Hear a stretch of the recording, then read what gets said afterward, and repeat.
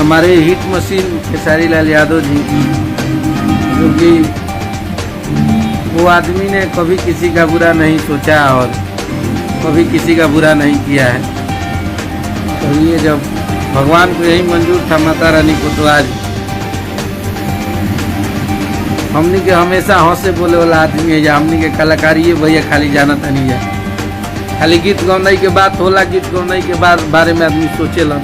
ज़्यादा दिमाग भगवान दे नहीं निकन कि केहू से राजनीति करो, केहू से हमनी के अपने में खुश रही ला, अपने में गीत गौनाई कह के मस्त रही ला। खाली हाँ गाने को मेहनत करते हैं, गाने को बजवाते हैं, रील ज़्यादा बनाएंगे, लाइव आएंगे, अपने गाने को प्रमोशन करते हैं। इवन कि जितने भी भोजपुरी के लोग हैं सब लोग करेला, हम मनु को करत नहीं है।